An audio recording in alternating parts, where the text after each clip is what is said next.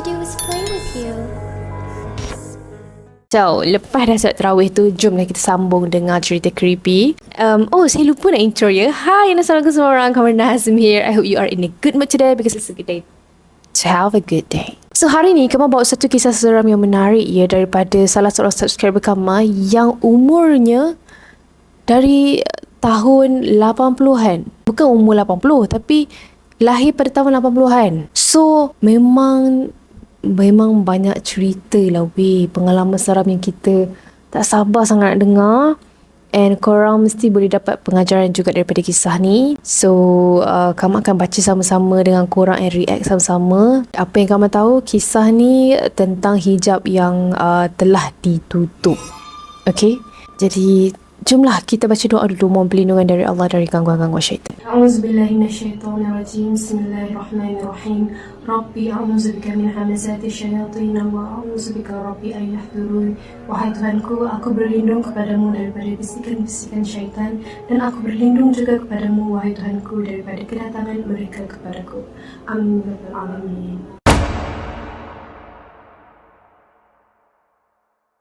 So, Kamal akan baca apa yang dikongsikan melalui email dan react sama-sama dengan korang. Dari kecil lagi, hijab saya telah terbuka. Saya boleh nampak apa yang kawan-kawan seumur saya tak boleh nampak.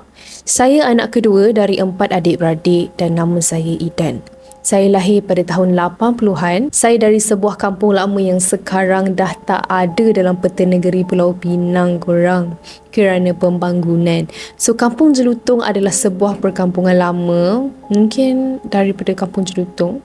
Ada 2 bahagian, satu di dalam laut dan satu lagi di atas darat. So, di darat adalah perkampungan asal, kampung orang-orang dulu yang banyak memiliki ilmu. Ilmu yang macam mana? Wallahualam. Tapi korang tahulah zaman-zaman dulu kan, banyak yang menuntut ilmu.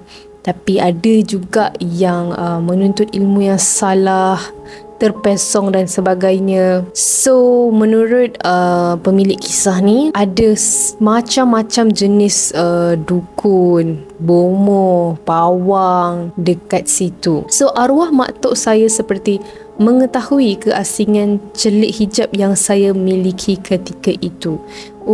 So arwah mak tok dia macam dah tahulah yang pemilik kisah ni, Idan, hijab mata dia terbuka waktu tu. Sebab waktu tu dia kecil lagi kan. Saya agak nakal, buas dan suka bermain semasa kecil. Saya akan bermain sampai ke hari senja. Selepas hijab ditutup, saya dah tak ingat apa-apa tentang apa yang saya nampak. Idan rasa benda tu lebih better lah daripada dia nampak benda-benda tu kan. So, yang tutup hijab saya masa itu adalah arwah Tok Kedah yang datang menziarahi keluarga kami. Seorang kawan baik semasa kecil, kita bagi nama dia Ana, bukan nama sebenar, telah menjadi storyteller cerita-cerita mistik. Macam Kamal lah kan. So, rumah Tok Ana hanya bersebelahan saja. Dia juga ada kelebihan hijab terbuka dari kecil hinggalah sekarang. Ana akan datang rumah Tok dia waktu hari Minggu atau cuti sekolah.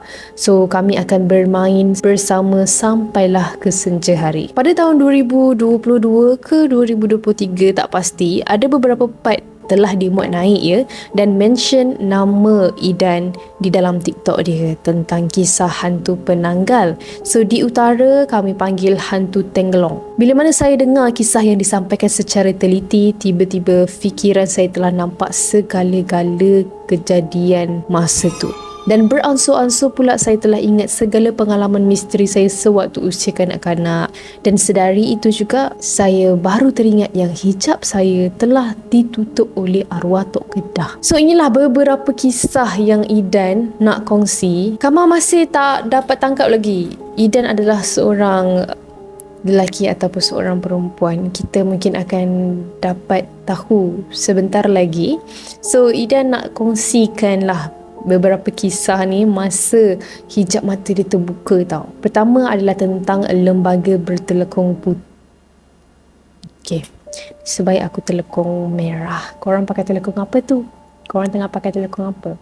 Sebab ini tentang lembaga bertelekung putih.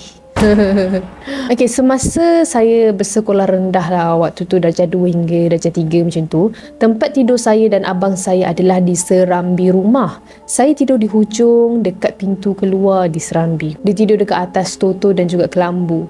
Saya agak kerap terjaga di tengah malam. Setiap kali saya terjaga, saya akan melihat satu lembaga putih berada di luar kelambu di sisi abang saya. Jasadnya tidak lengkap seperti manusia. Dia seakan kabur putih saja. Bertelekung, tak nampak muka, hanya duduk dan sedikit bergoyang ke kiri dan ke kanan. Saya boleh mendengar hembusan nafasnya dan gerak bunyi dia apabila dia bergerak sebab papan kayu serambi boleh mengeluarkan bunyi korang. Keesokan harinya saya bertanya kepada mak tok saya, "Mak tok kah yang duduk semalam kat luar kelambu?" Dan mak tok saya kata, "Tak, perkara ini kerap terjadi pada saya dan berulang kali saya bertanya pada mak tok saya." Dan dari situlah mak tok mengesan hijab mata saya terbuka dan mesti ditutup. Yang peliknya, lembaga bertelekung putih hanya duduk dan pandang saya saja sepanjang malam sampai saya tertidur. Dan setiap kali terjaga di tengah malam, saya akan nampak dia lagi.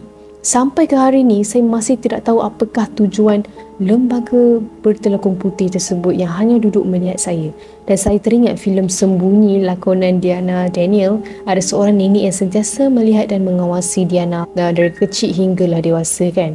So gaya dan ciri seperti itulah saya nak gambarkan lembaga putih bertelekung. Seram. I think yang next ni lagi seram sebab dia tentang hantu paku guys. Sewaktu umur 5 tahun pula, pada waktu tengah hari, belakang rumah Tok Ana ada sekumpulan yang suka buat pot hisap fit. Apa tu? Pot hisap fit? I don't know what is that, tapi kedengarannya benda yang negatif lah. Saya berada di ruang tamu dan nampak sekumpulan Bon dan Pengih berlarian. Bon dan Pengih. What is that? Dan ramailah orang-orang kampung pergi melihat. Seusai kejadian tersebut, ramai dah beredar korang. Saya dan mak tok masih lagi ada di tempat itu. Semasa mak tok saya bersembang dengan jiran di sebelah kanannya, tiba-tiba saya didatangi sosok lembaga berwarna hijau berbadan agam sado. Hanya bercawak kecil seperti Tarzan. Wait a minute.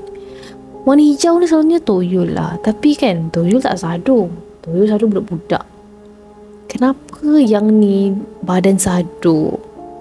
So cawat dia pula berwarna koko yang lusuh korang. Dan di atas kepalanya ada satu paku besar seperti paku tongkang berkarat terpacak dekat atas kepala dia. Dan ada sedikit rambut dan nampak retak-retak di alu kepala dia. Berada di sisi kiri saya. Saya tak terkejut dan tak tahu tu benda apa, dan benda itu bertanya pada saya, "Ada apa ni?" Dan saya menjawab. Dan sekali saya ke tempat lain, dia dah hilang. Selepas kami balik ke rumah, saya bertanyakan kepada mak tok saya, "Siapa pakcik tadi duduk sebelah adik?" Mak tok saya tanya, "Pakcik yang mana?" And then saya kata, "Pakcik yang kepala botak tinggi warna hijau tu, ada paku atas kepala dia." Dan mak tok saya terus kata, "Tak ada apa." Terus dia suruh saya mandi, dan sejak itulah saya dikesan boleh nampak benda asing dan ditutup hijab mata saya oleh Tok Kedah. So kisah yang ketiga adalah tentang hantu jamban korang. Ini antara kisah lawak dan seram. Waktu tu bersekolah asrama di sekolah agama di Kulim Kedah. Saya tinggal di asrama 5 tahun sejak tingkatan 1. So semasa tingkatan 4, seperti biasa makan petang, asrama lelaki. Okay, Idan seorang lelaki, so we can call him pakcik, right? Idan can be woman or man kan. So dia cakap asrama lelaki. So ya, pakcik Idan. Masa ni pakcik Idan tingkatan 4 ya. So macam biasa makan petang asrama lelaki kan pada jam 6.30 petang. So menu masakan petang itu adalah masak ayam pedas. So kami dua orang dah tahu kalau makan mesti sakit perut. So selepas makan kami memang sakit perut akhirnya. Asrama kami di dalam kawasan sekolah. Tandas asrama jika nak pergi time begini mesti penuh. Walaupun ada tandas dom depan dan belakang, mesti penuh dengan orang mandi dan jamban pun akan pack. Jadi kami berdua bercadang nak ke tandas sekolah yang agak jauh ke depan dari Aspura. Tandas tu tandas lama yang reka bentuk dia agak sedikit pelik. Kiri tandas lelaki, kanan tandas perempuan dan di tengah adalah tandas guru. Nampaknya tandas guru tak berkunci. Saya masuk tandas lelaki dan kawan saya masuk tandas perempuan. Kami sama-sama melepaskan hajat dan semasa saya tengah khusyuk, saya tengok jam pukul 7.10 malam. Waktu dah maghrib lah. Dan saya pun melihat sekeliling seni bina pelik ni. Shilling tinggi dan atas itu ada tong air hitam yang besar. Tiba-tiba saya melihat kelibat kawan saya berada di situ, di belakang tong hitam tu. Saya terus terkejut dan saya jerkah pada dia. "Weh, hang buat apa atas tu?" Benda tu terkejut juga dengan jekahan saya dan terus menyelinap di belakang tong hitam. Kawan saya pun baru sahut dari tandas sebelah. "Awat weh." Saya kata, "Keluar sekarang. Keluar." Dia kata kan. Memang kedah habis lah. Saya pun bagi tahu kejadian sebentar tadi. Saya kata nampak macam dia sebiji daripada atas siling dekat tong hitam tu. Pakai kopiah, baju Melayu warna hijau dan kain pelikat. Sama macam yang kawan dia tengah pakai sekarang tu. Tapi sebabkan hajat terbantut kan, so saya beranikan juga masuk jamban tersebut untuk menghabiskan hajat dia kan. So selepas itu kami balik asrama, tak pergi solat maghrib di surau sebab terkejut. Nasib baiklah tak ada apa-apa buruk yang berlaku. Esok harinya masa sekolah, saya ajak kawan tadi untuk periksa jamban guru semalam. Alangkah peliknya, tong air hitam tu muat-muat saja atas siling. Memang sempit dan tak boleh pun sesiapa nak masuk mencelah dekat atas sana. Kisah itu berakhir, saya kata kat benda di jamban tu, tak sah duk kacau tengok orang berak. Saya dah 38 tahun dan masih mampu ingat segala kisah seram sepanjang hidup. Dan sekarang hijab saya makin terbuka kembali, dapat merasa kehadiran entiti, rasa bau dan ada sedikit kelebihan yang Allah bagi untuk merawat orang melalui terapi. Nanti jika saya ada masa, saya akan kongsikan pula kisah seram dari kawan baik saya. Dia adalah cucu kepada arah tukang mengubat. Misteri sehingga sekarang. Semoga perjalanan hidup kita sentiasa mendapat kurnia dari Yang Maha Esa. Amin. Amin, amin, amin. Oh, Pakcik Idan umur 38 tahun. Tak ada lah tua mana. Tapi there was a good story and creepy at the same time. Kalau kita jadi Pakcik Idan tadi kan, ada apa orang kata hijab mata terbuka daripada kecil. Dan rupa-rupa yang ditunjukkan itu agak menyeramkan Paku terpacak atas kepala weh. Jarang-jarang lah kita dengar hantu-hantu tale dekat Malaysia ni kan, especially Melayu. Ada sosok yang begitu. Kalau hijau, kita memang selalu dengar toyol lah kan. Next, Kama ada satu lagi kisah seram daripada salah seorang subscriber Kama yang nak share kisah seram masa dia dekat asrama juga tau. So kita panggil dia Fia. Sebenarnya Akak Fia ni pernah kongsi pengalaman seram waktu pregnant dan waktu berpantang. Kali ni nak share pula kisah seram dekat asrama. So Kak Fia daripada Sabah. So ada satu hari tu, kawan-kawan Kak Fia and order lah makanan dari luar. Diorang order burger, tapi penjual burger tu kata dia dapat COD dalam pukul 7 lebih macam tu. So macam lambat sikit lah. Jadi diorang fikir okey je lah. Lepas solat isyak, diorang terus pergi dekat gate sekolah sebab penjual tu kata dia dah sampai. Masa nak pergi tu, kawan-kawan Kak Fia ni jenis yang nakal sikit tau. So, diorang lalu dekat pejalan kaki yang tak jauh dari kantin. Dalam kawasan pejalan kaki nak pergi ke gate tu gelap. Boleh pula kawan-kawan dia ni pergi main-main. Dia macam tunjuk dekat blok atas tau. Blok atas tu adalah blok F, blok form 1 sehingga form 3. Dia kata, tu Kak Ponti lah dengan pocong tengah dating. Dia kata macam tu. Sampai diorang gelak-gelak lah. Dia literally sebut nama pocong dengan Ponti tu kan. Yang lain pun sama-sama juga lah. Nakal-nakal juga. Diorang kata, dating bagi tahu mak kau kan. Time tu Kak Fia memang terdiam kan. Sebab sejujurnya memang takut gila dengan benda-benda macam ni. Lagi hantu gula-gula tu lah. Dia kata, korang malam ni janganlah main-main. Diorang just ketawakan je Kak Fia. Halah kau ni Fia, penakut. Biasalah, janganlah layan. Sampai je dekat depan gate, diorang pun ambil lah burger tu kan. Diorang bayar and masa nak on the way balik, Kak Fia dah start rasa lain macam tau. Dia rasa macam ada something tengah perhatikan diorang. Kawan-kawan dia yang lain masih lagi tengah melawak kan, tengah ketawa-ketawa, sampai suara gelak diorang tu macam dah lebih sangat, lebih kuat sangat dia gelap. So salah seorang kawan Kak Fia ada dekat situ, dia tegur, diamlah, nanti kalau ada apa-apa jadi tak tahu. Dia balas balik, alah kau dengan Fia dua-dua penakut. Benda tu lagi suka tau kalau orang penakut. Kak Fia dengan kawan dia lagi seorang tu decide untuk tak layan diorang, biarkan je diorang macam tu. Tiba-tiba kawan Kak Fia yang berani sangat tu, dia cakap macam ni tau, nak tak kita round sekolah? Bosan lah. Yang lain pun setuju kecuali Kak Fia dengan kawan dia yang lagi seorang tu. Kita bagi nama Nara lah. So Kak Fia dengan Nara memang tak hiraukan diorang langsung. Diorang just ambil burger diorang and terus balik asrama. Lepas tu ada makcik guard dekat situ tanya dekat Kak Fia, yang lain mana? Kawan-kawan dia tu lah kan.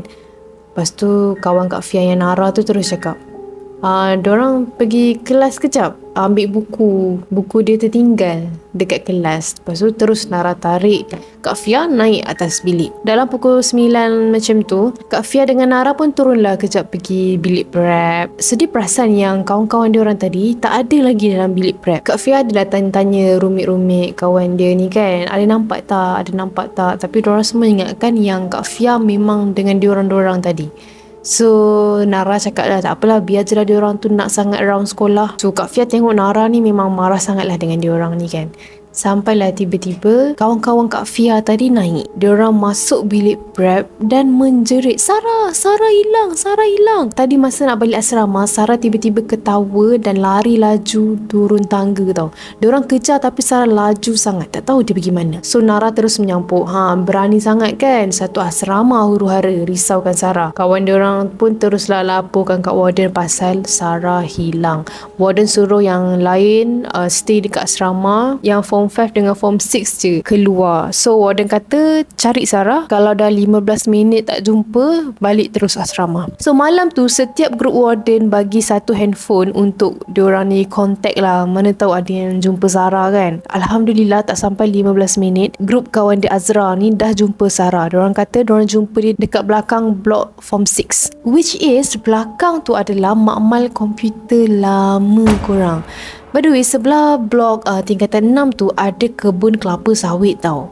Masa tu Sarah tengah mencangkung, menangis, tapi kadang-kadang dia gelak, kadang-kadang dia menangis, dia gelak, dia menangis. Time tu lah orang tahu dia sebenarnya kerasukan.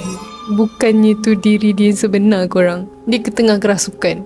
So masa grup diorang ni on the way nak balik asrama, mata diorang nampak macam ada budak kecil pendek lari laju masuk dalam kelas tingkatan 2. Kak Fia pun nampak tau, tapi Kak Fia tak naklah tegur, takut ada apa-apa pula terjadi kan. Jadi diorang sampai je dekat asrama, Sarah dah ada dekat sana.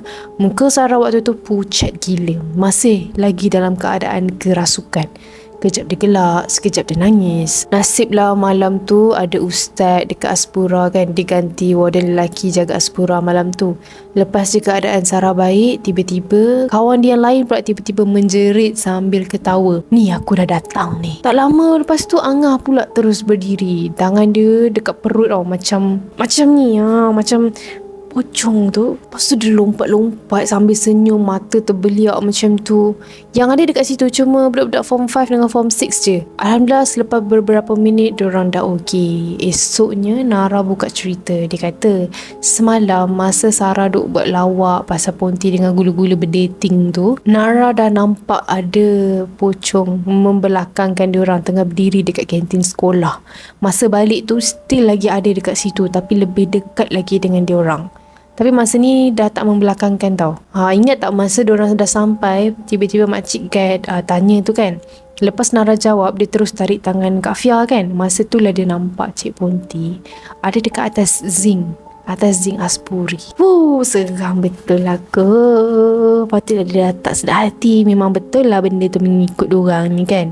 So itu je lah kisah kali ni korang. Walaupun dah habis SPM, Kamal kata Kamal punya email dibanjiri dengan kisah-kisah seram asrama. I thought daripada budak SPM tau. Tapi daripada kakak abang pun yang diorang kita throwback kisah-kisah diorang time diorang asrama dulu pun kongsi juga pengalaman ni. Thank you so much. And yeah, sebagai saya seorang yang tidak pernah berpengalaman tidur di asrama kan, saya tertanya-tanya jugalah macam mana kisah seram dekat sana kan. Kita bukanlah nak kata asrama je seram, tak semua tempat seram, cuma every place tu cerita dia berbeza-beza tau.